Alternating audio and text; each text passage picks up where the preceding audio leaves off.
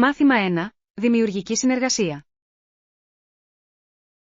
Ο Γκίλμπερτ ήταν η κινητήρια δύναμη στη σχέση, γράφοντας πάντα νέα σενάρια.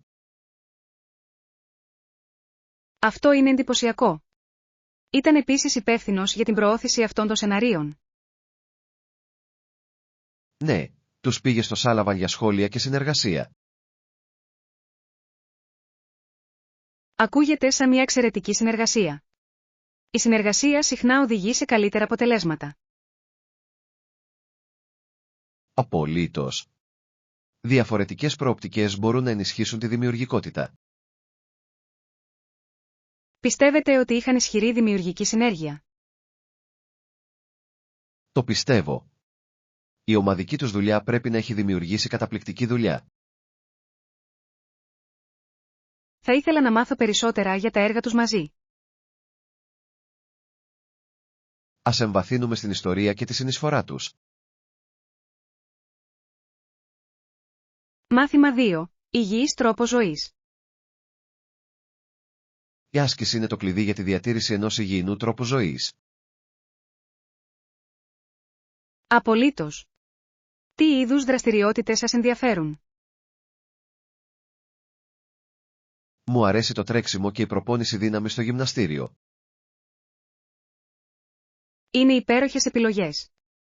Προτιμώ τη γιόγκα και το παλότις για ευελιξία. Αυτό είναι εξαιρετικό. Η γιόγκα μπορεί πραγματικά να βοηθήσει και στη χαλάρωση. Ναι, είναι ένας τέλειος τρόπος για να χαλαρώσετε μετά από μια κουραστική μέρα. Θα πρέπει να προσπαθήσουμε να εντάξουμε και τα δύο στη ρουτίνα μας.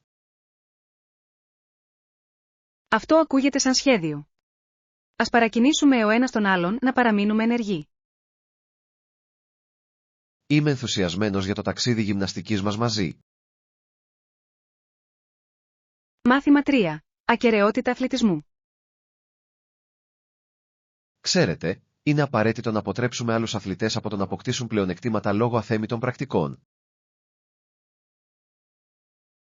Απολύτως. Η ακεραιότητα του αθλητισμού είναι ζωτικής σημασίας για τον θεμιτό ανταγωνισμό. Ναι, και πολλοί οργανισμοί εργάζονται σκληρά για να επιβάλλουν κανονισμούς κατά του ντόπινγκ. Αυτό είναι σημαντικό. Πρέπει να διασφαλίσουμε ότι όλοι ανταγωνίζονται σε ίσους όρους ανταγωνισμού. Νομίζω ότι η εκπαίδευση σχετικά με τους κινδύνους των φαρμάκων που βελτιώνουν την απόδοση είναι το κλειδί. Οριστικά. Οι αθλητές πρέπει να κατανοήσουν τις μακροπρόθεσμες συνέπειες στην υγεία τους. Ακριβώς. Δεν είναι μόνο η νίκη. Έχει να κάνει με τη διατήρηση της ευημερίας σας. Συμφωνώ απόλυτα. Ας υποστηρίξουμε μαζί πρωτοβουλίες καθαρού αθλητισμού. Ναι, ας ευαισθητοποιήσουμε την κοινότητά μας για αυτό το θέμα. Μάθημα 4. Σχεδιασμός διακοπών. Θέλω να απολαύσω την εμπειρία και να έχω χρόνο να χαλαρώσω. Καλό σημείο. Γνωρίζετε κάποια οικονομικά μέρη για διακοπές?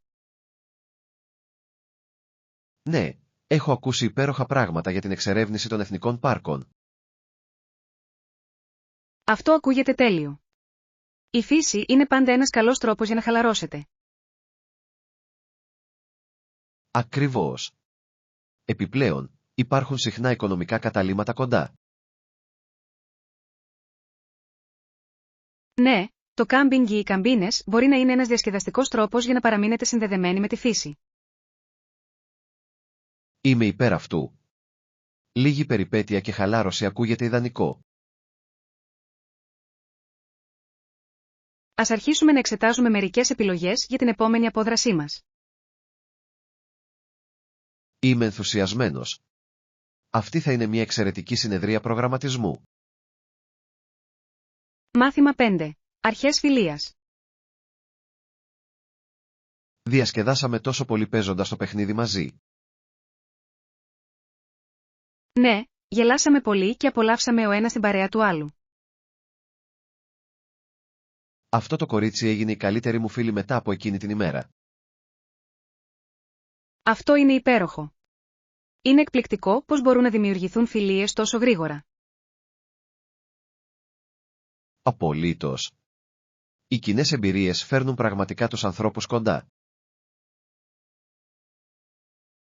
Ναι, και είναι υπέροχο να έχεις κάποιον να μοιραστείς διασκεδαστικές στιγμές. Είμαι ευγνώμων για αυτή τη σύνδεση. Τι λέτε για εσάς? Έχω κάνει μερικούς από τους πιο στενούς μου φίλους μέσα από παρόμοιες εμπειρίες.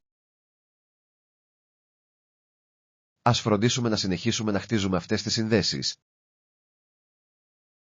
Μάθημα 6. Ιστορικά επιτεύγματα. Η κατάκτηση της λίμνης Οντάριο το 490 π.Χ. ήταν ένα σημαντικό επίτευγμα.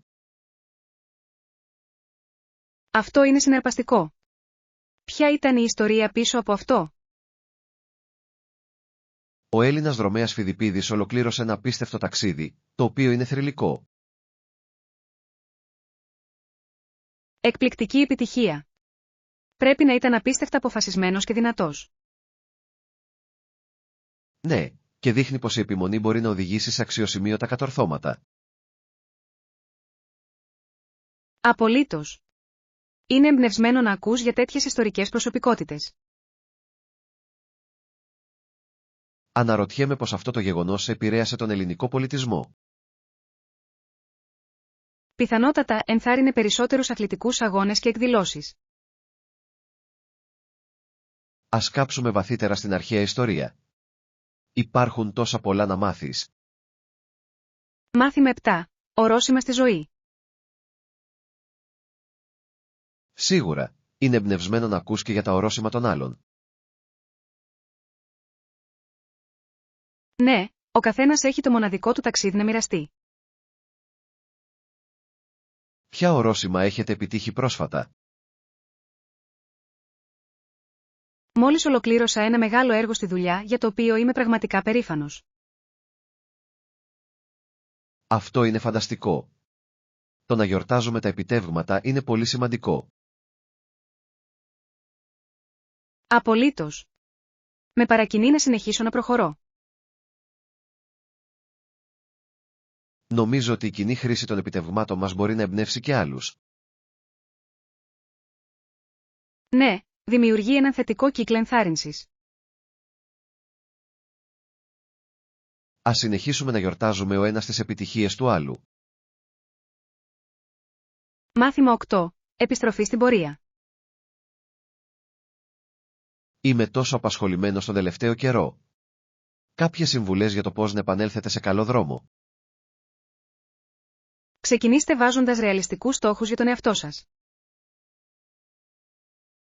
Αυτό ακούγεται σαν μια καλή προσέγγιση. Τι είδους στόχους προτείνετε? Ίσως χωρίσει τις μεγαλύτερες εργασίες σε μικρότερες, διαχειρίσιμες. Μου αρέσει αυτό. Κάνει τα πράγματα να αισθάνονται λιγότερο συντριπτικά. Ακριβώς. Και μην ξεχάσετε να γιορτάσετε την πρόοδό σας στην πορεία. Ναι, αυτό είναι το κλειδί. Το να αναγνωρίζετε μικρές νίκες σας κρατά κίνητρο. Ας κάνουμε ένα σχέδιο μαζί για να βοηθήσουμε ο ένας τον άλλο να παραμείνουμε σε καλό δρόμο. Φοβερή ιδέα. Μπορούμε να κάνουμε check-in τακτικά για να δούμε πώς θα πάμε. Μάθημα 9. Προετοιμασία χειρουργείου. Ο γιατρός και οι νοσοκόμες θα είναι απασχολημένοι στο χειρουργείο. Αυτό ακούγεται έντονο. Αισθάνεστε νευρικοί για το χειρουργείο? Λίγο, αλλά εμπιστεύομαι την ιατρική ομάδα να με φροντίσει καλά. Αυτή είναι μια καλή νοοτροπία. Έχουν μεγάλη εμπειρία. Ναι, και εστιάζω στο θετικό αποτέλεσμα. Αυτή είναι η σωστή στάση. Η ανάκαμψη θα αξίζει τον κόπο. Απλώς θέλω να το περάσω με ασφάλεια. Θα το κάνετε. Θα είμαι εδώ για να σας στηρίξω μετά. Σας ευχαριστώ. Εκτιμώ την ενθάρρυνση σας. Μάθημα 10. Ιστορικός ακτιβισμός. Ηγέτες όπως η Σούζαν Μπι Άνθανι και η Elizabeth Cady Stanton έφεραν την προσοχή στα δικαιώματα των γυναικών. Ναι, ήταν κομβικές φιγούρες στο κίνημα της ψηφοφορίας. Το θάρρος τους ενέπνευσε πολλούς να αγωνιστούν για την ισότητα. Απολύτως.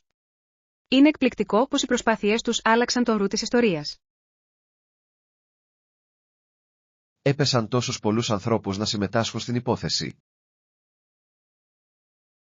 Ναι, και η κληρονομιά τους συνεχίζει να εμπνέει τους ακτιβιστές σήμερα. Είναι σημαντικό να θυμόμαστε τη συνεισφορά τους στην κοινωνία. Οριστικά. Ας συνεχίσουμε να μαθαίνουμε για σημαντικές προσωπικότητες σαν αυτούς. Θα ήθελα πολύ. Οι ιστορίες τους είναι τόσο ενδυναμωτικές.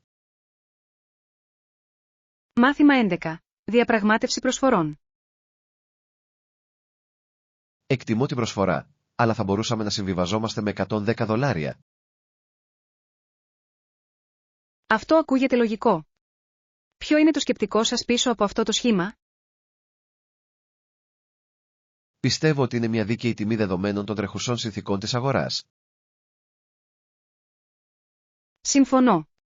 Είναι σημαντικό να βρείτε μια ισορροπία που λειτουργεί και για τις δύο πλευρές. Ναι, και εκτιμώ την ευκαιρία για συνεργασία. Αυτή είναι μια υπέροχη προοπτική. Ας δούμε πώς μπορούμε να το κάνουμε να λειτουργήσει. Είμαι αισιόδοξος ότι θα καταλήξουμε σε συμφωνία. Ναι, η επικοινωνία είναι το κλειδί στις διαπραγματεύσεις. Ας συνεχίσουμε τη συζήτηση μέχρι να βρούμε τη σωστή λύση. Μάθημα 12. Παιδικές ιστορίες. Θυμάμαι όταν η Ελένη ήταν μικρό κορίτσι. Ο αλήθεια, πώς ήταν τότε? Ήταν περίεργη και περιπετειώδης, εξερευνώντας πάντα το περιβάλλον της. Αυτό ακούγεται αξιολάτρευτο. Τα παιδιά έχουν τόσο ζωντανή φαντασία. Ναι, και οι γονείς της ήξεραν ότι θα έπρεπε να κάνουν κάτι για να τη βοηθήσουν. Τι είδους υποστήριξη πρόσφεραν? Την ενθάρρυναν να ακολουθήσει τα ενδιαφέροντά της και να μάθει όσο το δυνατόν περισσότερα. Αυτό είναι υπέροχο. Οι υποστηρικτικοί γονείς μπορούν να κάνουν μεγάλη διαφορά. Απολύτως. Τη διαμόρφωσε στον εκπληκτικό άνθρωπο που είναι σήμερα. Μάθημα 13. Αριστεία φιλοξενίας. Προσπαθούμε πάντα να παρέχουμε τις καλύτερες υπηρεσίες στους επισκέπτες μας. Το εκτιμώ αυτό. Κάνει πραγματικά διαφορά στην εμπειρία τους. Απολύτως. Υπάρχει κάτι άλλο που πιστεύετε ότι θα μπορούσαμε να βελτιώσουμε? Ίσως θα μπορούσαμε να προσθέσουμε πιο εξατομικευμένες πινελιές στην υπηρεσία μας. Αυτή είναι μια υπέροχη ιδέα. Η εξατομίκευση μπορεί πραγματικά να ενισχύσει την ικανοποίηση των επισκεπτών. Ναι, και δείχνει ότι νοιαζόμαστε για τις ατομικές τους ανάγκες. Ας σκεφτούμε μερικούς συγκεκριμένους τρόπους για να το εφαρμόσουμε. Είμαι ενθουσιασμένος που βλέπω πώς μπορούμε να κάνουμε την υπηρεσία μας ακόμα καλύτερη. Μαζί, μπορούμε να δημιουργήσουμε αξέχαστες εμπειρίες για όλους. Μάθημα 14. Παιδικές αναμνήσεις. Όταν ήμουν μικρή, ο μπαμπάς μου διάβαζε τα βράδια. Αυτό ακούγεται τόσο γλυκό. Τι ιστορίες διάβασε? Του άρεσε να διαβάζει κλασικά παραμύθια και ιστορίες περιπέτειας. Αυτά πρέπει να δημιούργησαν υπέροχες αναμνήσεις. Ναι, αλλά τώρα η όρασή του είναι κακή και δεν βλέπει επίσης. Είναι λυπηρό να ακούς. Έχετε σκεφτεί να του διαβάσετε τώρα? Έχω. Νομίζω ότι θα το απολάμβανε, ακόμα και αν είναι λίγο δύσκολο. Αυτή είναι μια όμορφη ιδέα. Θα μπορούσε να είναι μια ιδιαίτερη περίοδος δέσιμου και για τους δυο σας. Θα ήθελα πολύ να το κάνω. Ας το κάνουμε να συμβεί σύντομα. Μάθημα 15. Πειραματισμός μόδας. Συμφωνώ, είναι ωραίο να πειραματίζεσαι με διαφορετικά στυλ και να ανακατεύεις τα πράγματα. Απολύτως. Η δοκιμή νέων εμφανίσεων μπορεί να είναι τόσο αναζωογονητική και διασκεδαστική. Ναι, και συχνά μας βοηθά να ανακαλύψουμε τι μας ταιριάζει πραγματικά. Ακριβώς. Είναι σαν μια δημιουργική έκφραση αυτού που είμαστε. Έχετε κάποιο αγαπημένο στυλ που σας αρέσει να πειραματίζεστε? Μου αρέσει να ανακατεύω vintage κομμάτια με μοντέρνα αξεσουάρ. Αυτό ακούγεται κομψό. Μου αρέσει επίσης η καλή ρετρό ατμόσφαιρα. Ας προγραμματίσουμε ένα ταξίδι για ψώνια για να εξερευνήσουμε μερικά μοναδικά ευρήματα. Είμαι ενθουσιασμένος. Θα είναι ένας πολύ καλός τρόπος για να ανανεώσουμε την γαρνταρόμπα μας. Μάθημα 16. Vintage finds. Το ίδιο και εδώ. Ανυπομονώ να βρω ένα ρετρό φόρεμα ή κάποια vintage αξεσουάρ. Ακούγεται σαν φανταστικό σχέδιο. Οι vintage αγορές μπορεί να είναι τόσο ικανοποιητικές. Ναι, και το να βρίσκεις μοναδικά κομμάτια που κανείς άλλος δεν έχει είναι πάντα συναρπαστικό. Απολύτως. Επιπλέον, τα vintage ρούχα έχουν συχνά τέτοιο χαρακτήρα και ιστορία. Συμφωνώ.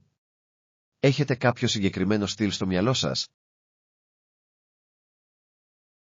Αναζητώ κάτι από τα 70s με έντονα χρώματα και σχέδια. Θα ήταν μια διασκεδαστική εμφάνιση. Είμαι περισσότερο στα κομψά στυλ της δεκαετίας του 50. Τέλειος. Μπορούμε να βοηθήσουμε ο ένας τον άλλον να βρει αυτό που ψάχνουμε. Ας κάνουμε μια μέρα από αυτό και ας πάμε σε μερικά τοπικά μαγαζιά. Μάθημα 17. Τραγουδάμε μαζί. Μαζί μου είναι και πολύ καλή τραγουδίστρια. Αυτό είναι υπέροχο. Και εμένα μου αρέσει να τραγουδάω μαζί της. Πού τραγουδάτε συνήθως? Συχνά τραγουδάμε στο αυτοκίνητο κατά τη διάρκεια των οδικών μας ταξιδιών. Αυτό ακούγεται σαν έκρηξη. Το να τραγουδάς μαζί με τα αγαπημένα σου τραγούδια είναι τόσο διασκεδαστικό. Ναι, και κάνει το χρόνο να περνά γρήγορα σε μεγάλες διαδρομές. Μπορώ να φανταστώ. Έχετε κάποιο αγαπημένο τραγούδι που σας αρέσει να τραγουδάτε μαζί? Μας αρέσει να βγάζουμε κλασικούς ροκ ύμνους. Αυτό είναι φοβερό. Ας προγραμματίσουμε μια βραδιά καραόκε σύντομα. Οριστικά. Θα είναι ένας πολύ καλός τρόπος για να διασκεδάσουμε και να αναδείξουμε τα ταλέντα μας. Μάθημα 18. Καθημερινές ρουτίνες. Όχι πραγματικά, απλά δουλειά και μετά ίσως γυμναστήριο. Α, βλέπω. Φαίνεται ότι έχετε ένα φορτωμένο πρόγραμμα. Μπορεί να γίνει ταραχώδης. Πρέπει να κάνω και ψώνια σύντομα. Αυτό είναι σημαντικό. Έχετε μια λίστα με αυτά που χρειάζεστε. Συνήθως κρατάω μια λίστα στο τηλέφωνό μου για να παραμένω οργανωμένος. Αυτή είναι μια έξυπνη ιδέα. Θα έπρεπε να αρχίσω να το κάνω και εγώ. Ναι, εξοικονομεί χρόνο και βοηθά στην αποφυγή παρορμητικών αγορών. Ας προγραμματίσουμε μια βόλτα μαζί κάποια στιγμή. Θα μου άρεσε πολύ. Θα κάνει τις αγορές πιο διασκεδαστικές. Μάθημα 19. Έμπνευση μόδας. Είχε ένα υπέροχο μακρύ λευκό φόρεμα με όμορφη δαντέλα και χάντρες. Αυτό ακούγεται όμορφο. Ήταν για μια ειδική περίσταση. Ναι, ήταν για γάμο και φαινόταν εκπληκτική σε αυτό. Μπορώ να φανταστώ. Η δαντέλα προσθέτει πάντα μια τόσο κομψή πινελιά. Απολύτως. Την έκανε να νιώθει σαν πριγκίπισσα για την ημέρα. Λατρεύω τέτοια φορέματα. Μπορούν να είναι τόσο ευέλικτα για διαφορετικές εκδηλώσεις. Ναι. Μπορείτε να τα ντύσετε πάνω ή κάτω ανάλογα με τα αξεσουάρ. Ακριβώς. Πάμε να ψωνίσουμε σύντομα για κάτι παρόμοιο. Είμαι μέσα. Θα είναι διασκεδαστικό να βρείτε το τέλειο φόρεμα μαζί. Μάθημα 20. Διασκέδαση φιλική προς το περιβάλλον. Τα έχω δοκιμάσει μερικές φορές και είναι διασκεδαστικά και φιλικά προς το περιβάλλον. Τι λες, είμαι περίεργος. Εννοώ τη χρήση επαναχρησιμοποιήσιμων σακουλών για ψώνια αντί για πλαστικές. Μου αρέσει αυτή η ιδέα. Είναι ένας τόσο απλός τρόπος για να βοηθήσετε το περιβάλλον. Ναι. Επιπλέον, έρχονται σε τόσα πολλά χαριτωμένα σχέδια τώρα. Απολύτως. Κάνει τις αγορές να αισθάνονται πιο προσωπικές και κομψές. Έχετε κάποια αγαπημένη επαναχρησιμοποιήσιμη τσάντα? Το κάνω. Έχω ένα με διασκεδαστικό floral μοτίβο που χρησιμοποιώ πάντα. Αυτό ακούγεται υπέροχο. Ας ξεκινήσουμε μαζί μια συλλογή από μοναδικά. Μάθημα 21. Δημιουργικές διεξόδους. Το σχέδιο με πολύχρωμα στυλό είναι ένας τόσο διασκεδαστικός τρόπος έκφρασης της δημιουργικότητας. Δεν είναι, απολύτως. Προσθέτει μια διασκεδαστική και δημιουργική πινελιά σε κάθε έργο. Ναι. Μου αρέσει το πως τα ζωντανά χρώματα μπορούν να επηρεάσουν τη διάθεσή μου ενώ εργάζομαι. Κι εγώ. Κάνει τα πάντα να νιώθουν πιο ζωντανά και ενεργητικά. Έχετε κάποιο αγαπημένο χρώμα που σας αρέσει να χρησιμοποιείτε? Μου αρέσει πολύ να χρησιμοποιώ γαλαζοπράσινο. Είναι ηρεμιστικό και φρέσκο. Είναι μια υπέροχη επιλογή. Τείνω να έλκομαι προς τα έντονα κίτρινα. Τέλειος. Ελάτε να έχουμε μια δημιουργική μέρα και να κληθούμε σύντομα. Δεν μπορώ να περιμένω. Θα είναι ένας πολύ καλός τρόπος για να χαλαρώσετε και να διασκεδάσετε. Μάθημα 22. Προετοιμασία συνέντευξης. Ναι, έχω ετοιμάσει μερικές ερωτήσεις σχετικά με την εταιρική κουλτούρα. Αυτό είναι εξαιρετικό. Είναι σημαντικό να γνωρίζετε το εργασιακό περιβάλλον. Απολύτως. Με βοηθά να μετρήσω αν είναι κατάλληλο για μένα. Έχετε συγκεκριμένες πτυχές της κουλτούρας που σας ενδιαφέρει? Θέλω να μάθω πως υποστηρίζουν την ανάπτυξη των εργαζομένων και την ισορροπία μεταξύ επαγγελματικής και προσωπικής ζωής. Αυτές είναι μεγάλες ερωτήσεις. Δείχνουν ότι είστε σοβαροί για την καριέρα σας. Ναι, θέλω να βεβαιωθώ ότι συμμετέχω σε έναν θετικό χώρο εργασίας. Είμαι σίγουρος ότι θα τα πάτε υπέροχα στη συνέντευξη. Ας εξασκηθούμε μαζί. Αυτό ακούγεται τέλειο. Εκτιμώ την υποστήριξή σας. Μάθημα 23. Παιδικές αναμνήσεις. Στο δρόμο που έμενα, μερικές φορές πηγαίναμε μαζί στο σχολείο. Αυτό ακούγεται υπέροχο. Απολαύσατε αυτές τις βόλτες? Ναι, ειδικά τους καλοκαιρινούς μήνες που ο καιρός ήταν καλός. Μπορώ να φανταστώ. Είναι πάντα πιο διασκεδαστικό να περπατάς με φίλους. Απολύτως. Πολλοί άνθρωποι στη γειτονιά θα έρχονταν μαζί μας επίσης. Αυτό πρέπει να δημιούργησε μια υπέροχη αίσθηση κοινότητας. Ναι, έγινε. Αυτές οι αναμνήσεις είναι μερικές από τις αγαπημένες μου. Ας αναπολούμε πιο συχνά τα παιδικά μας χρόνια. Θα μου άρεσε πολύ. Υπάρχουν τόσες πολλές ιστορίες για να μοιραστείτε. Μάθημα 24. Ξεπερνώντας τις προκλήσεις. Μην ανησυχείτε. Χρειάζεστε απλώς μερικές τεχνικές για να επιστρέψετε σε καλό δρόμο. Μπορείτε να μοιραστείτε μερικές συμβουλές μαζί μου, θα μπορούσα πραγματικά να τα χρησιμοποιήσω. Σίγουρος. Ξεκινήστε βάζοντας μικρούς, εφικτούς στόχους για να σημειώσετε πρόοδο. Ακούγεται διαχειρίσιμο. Τι ακολουθεί? Προσπαθήστε να δημιουργήσετε ένα καθημερινό πρόγραμμα για να είστε οργανωμένοι. Λατρεύω αυτή την ιδέα.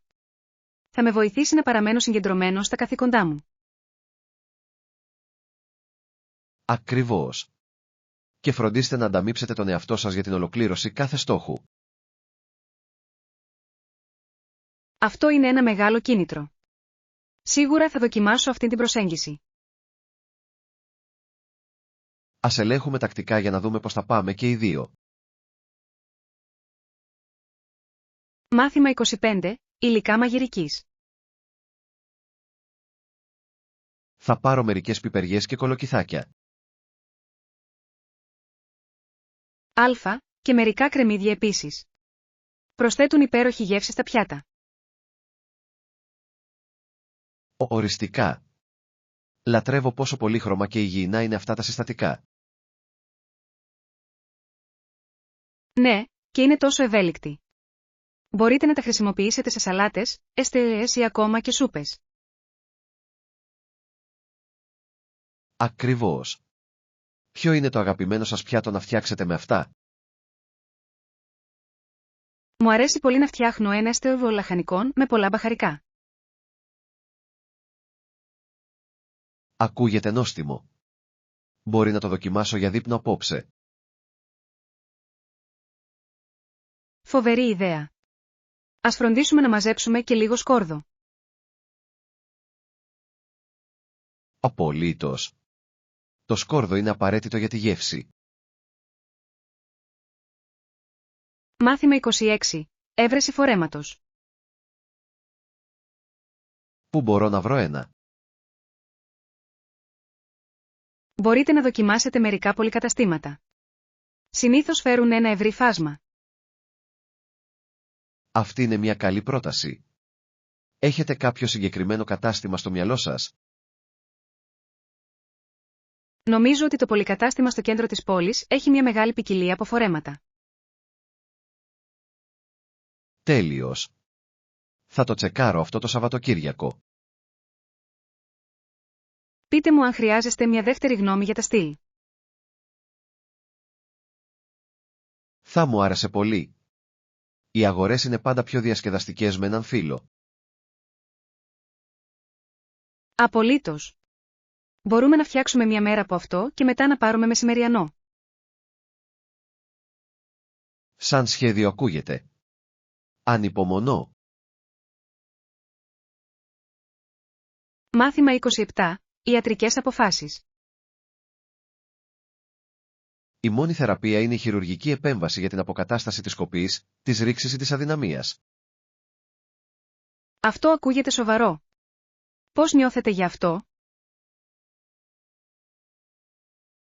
Ειλικρινά, είμαι λίγο ανήσυχος για το χειρουργείο, αλλά ξέρω ότι είναι απαραίτητο.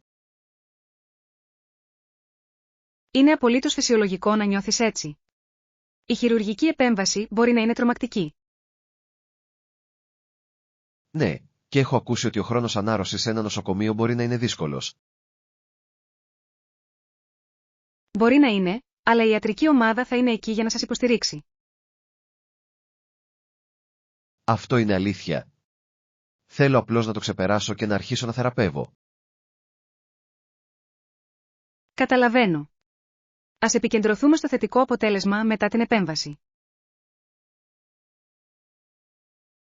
Ναι, ελπίζω σε ομαλή ανάρρωση. Μάθημα 28. Μαθήματα μαγειρικής. Θα πρέπει επίσης να αναλογιστούμε την αγάπη τους για τη μαγειρική. Ίσως ένα μάθημα μαγειρικής θα ήταν καλή ιδέα. Νομίζω ότι είναι τέλειο. Είναι ένας διασκεδαστικός τρόπος για να μάθετε νέες δεξιότητες. Απολύτως. Επιπλέον, είναι μια εξαιρετική ευκαιρία για αυτούς να γνωρίσουν άλλους. Ναι, και μπορούν να εξερευνήσουν διαφορετικές κουζίνες μαζί. Θα ήθελα πολύ να συμμετάσχω σε μια τέτοια τάξη. Τι είδους κουζίνα σας ενδιαφέρει? Είμαι πραγματικά στην Ιταλική μαγειρική. Τα πιάτα ζυμαρικών είναι καταπληκτικά. Ακούγεται νόστιμο. Θα ήθελα πολύ να μάθω πώς να φτιάχνω φρέσκα ζυμαρικά. Ας αναζητήσουμε κάποιες τάξεις που εστιάζουν σε αυτό. Μάθημα 29. Πολιτιστικές προσαρμογές. Δεν ήταν συνηθισμένο στον τρόπο ζωής στην Ιαπωνία. Αυτό μπορεί να είναι μια μεγάλη αλλαγή. Τι πάλεψε περισσότερο? Νομίζω ότι στην αρχή βρήκε συντριπτικά τα μεγάλα πλήθη. Ναι, είναι κατανοητό. Μπορεί να είναι ένα σοκ για κάποιον που δεν το έχει συνηθίσει. Ακριβώς. Σταδιακά όμως προσαρμόστηκε και άρχισε να απολαμβάνει τη ζωντάνια της πόλης. Είναι υπέροχο να το ακούς. Μερικές φορές απλά χρειάζεται χρόνος για να προσαρμοστείς. Ναι, και η εμπειρία της κουλτούρας από πρώτο χέρι μπορεί να σας ανοίξει τα μάτια. Θα ήθελα πολύ να επισκεφτώ την Ιαπωνία κάποια μέρα και να τη δω μόνος μου. Και εγώ. Ας προγραμματίσουμε ένα ταξίδι μαζί στο μέλλον. Μάθημα 30. Ρουτίνα περιποίησης δέρματος. Θα αρχίσω να ενσωματώνω αυτές τις συμβουλές στη ρουτίνα περιποίησης της επιδερμίδας μου. Αυτή είναι μια υπέροχη ιδέα. Ποιες συμβουλές σκοπεύετε να χρησιμοποιήσετε? Θέλω να επικεντρωθώ στην ενυδάτωση και τη χρήση αντιλιακού καθημερινά. Αυτά είναι απαραίτητα.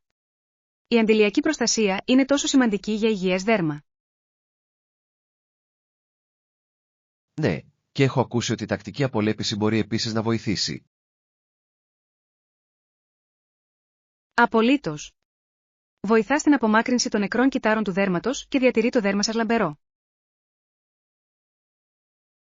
Είμαι ενθουσιασμένος που βλέπω πως αυτές οι αλλαγές θα βελτιώσουν το δέρμα μου.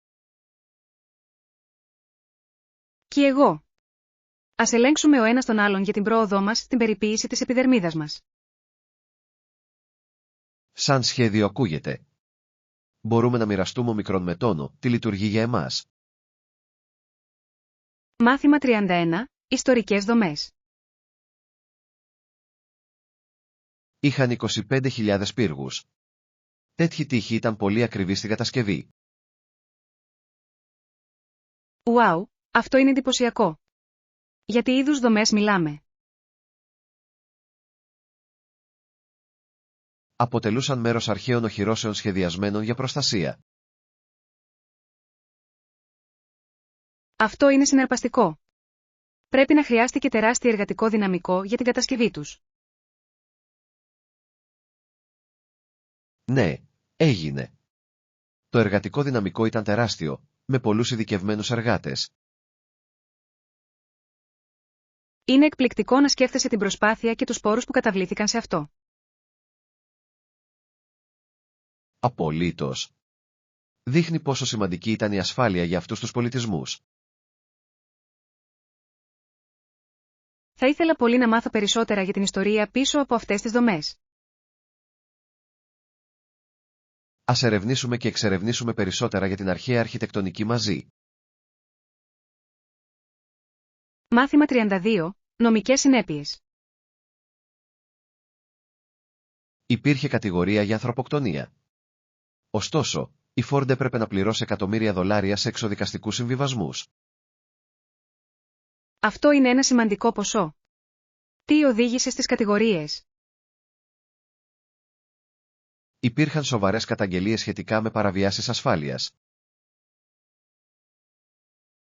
Ουάου, αυτό πρέπει να είχε τεράστιο αντίκτυπο στη φήμη τους. Ναι, και οι οικονομικές επιπτώσεις ήταν επίσης σημαντικές. Είναι μια υπενθύμηση του πόσο σημαντική είναι η εταιρική ευθύνη. Απολύτως. Οι εταιρείες πρέπει να δώσουν προτεραιότητα στην ασφάλεια και την ηθική.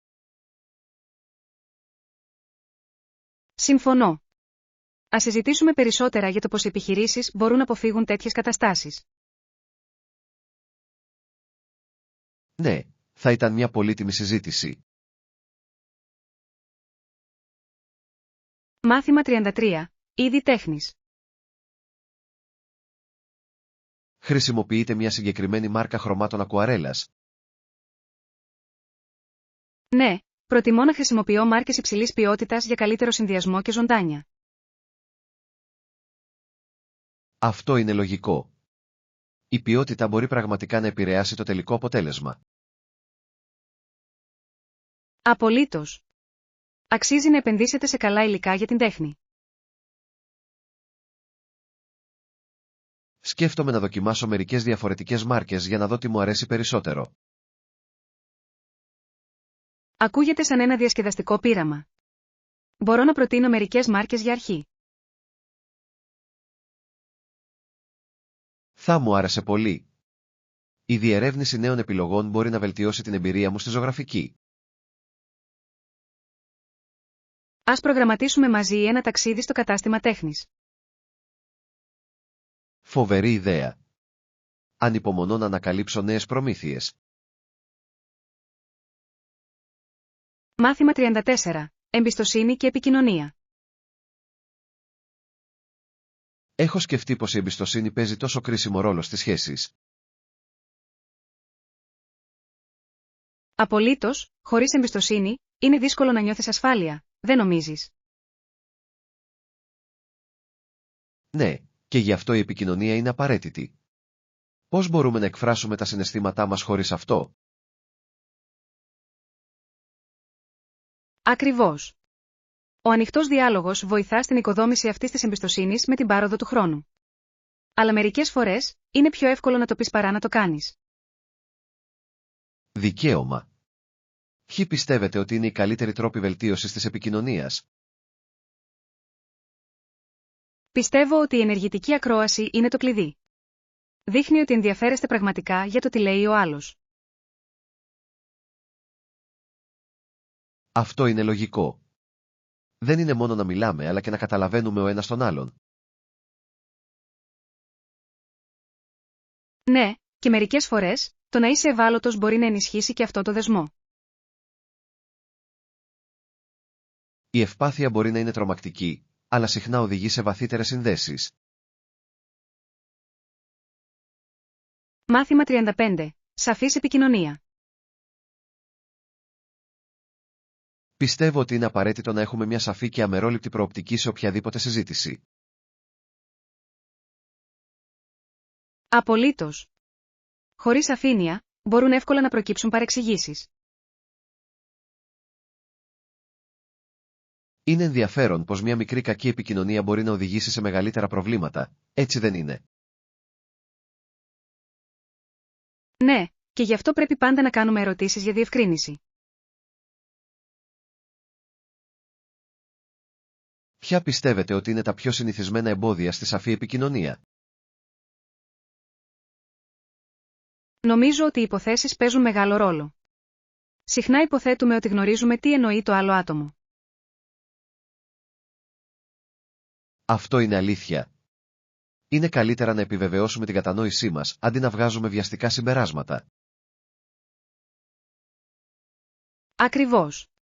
Λοιπόν, πώς μπορούμε να δημιουργήσουμε ένα περιβάλλον που ενθαρρύνει τον ανοιχτό διάλογο?